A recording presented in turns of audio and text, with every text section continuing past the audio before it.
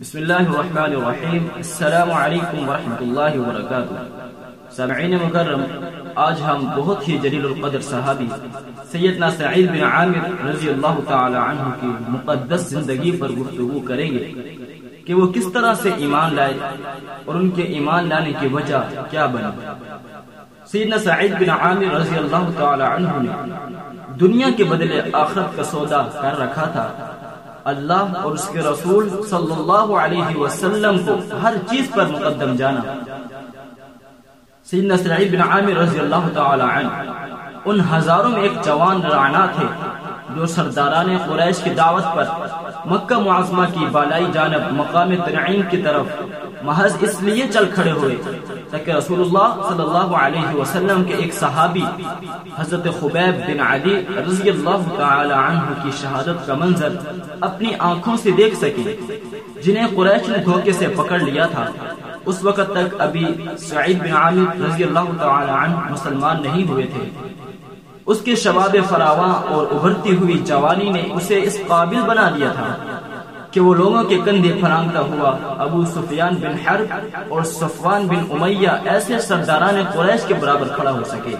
وہاں ان دونوں کے سوا اور بھی شاہ سواران عرب موجود تھے۔ اسے اس طرح یہ موقع ملا کہ قریش کے ہاں اسیر کو بچشم خود پا بجونا دیکھ سکے۔ اس نے اس منظر کا مشاہدہ کیا کہ عورتیں، بچے اور جوان سب اسے موت کے وادی کی طرف بے دریغ دھکیل رہے تھے۔ ان کا مقصد یہ تھا کہ وہ اس صحابی رسول صلی اللہ علیہ وسلم کو شہید کر کے ان حضرت صلی اللہ علیہ وسلم سے انتقام لیں اور یوں بدر کے مقتولین کی رسوائی کا بدلہ لیں۔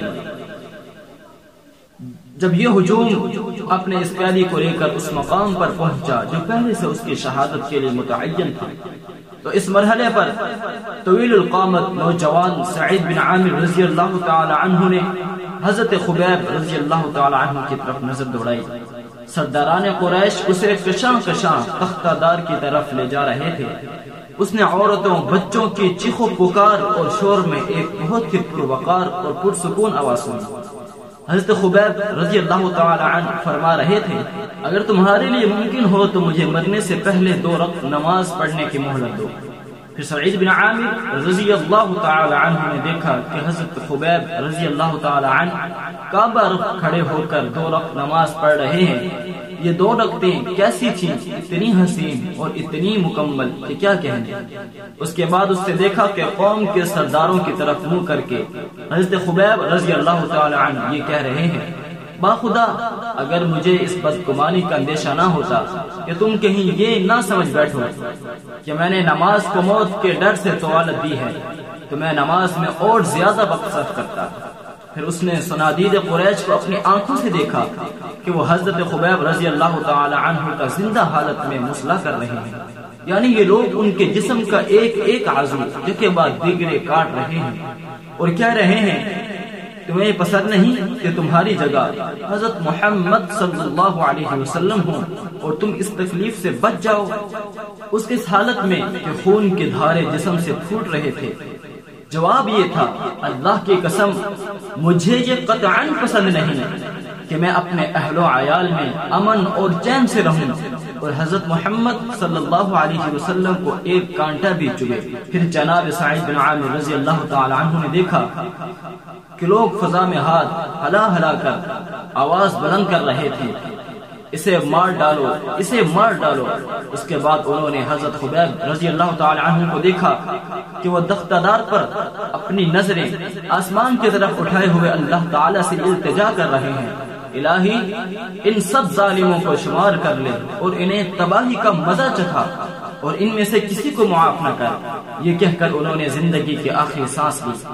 یہ وہ لمحہ تھا جب ان کا جسم تلوار اور نیزوں کی ضربات سے چور تھا اور اتنے زخم کھا چکا تھا کہ جن کا شمار نہیں کیا جا سکتا تھا۔ قریش بالآخر مکہ واپس لوٹ آئے اور اس کے بعد پیش آنے والے بڑے بڑے سنگین معرکوں کے نرغے میں حضرت خبیب رضی اللہ تعالی عنہ اور ان کے واقعہ شہادت کو یکسر بھولا بیٹھے، لیکن اس نوجوان سعید بن عامر رضی اللہ تعالی عنہ کے پردہ دل سے ایک لحظہ کے لیے بھی حضرت خبیب رضی اللہ تعالی عنہ کی شہادت کا منظر محو نہ ہوا۔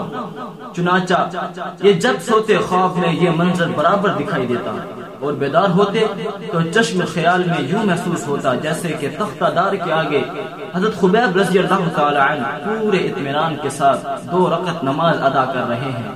یہی نہیں بلکہ ان کی پردرد آواز جیسے ان کے کانوں میں گونج رہی ہے، اور وہ قریش کے خلاف بد دعا میں مصروف ہیں۔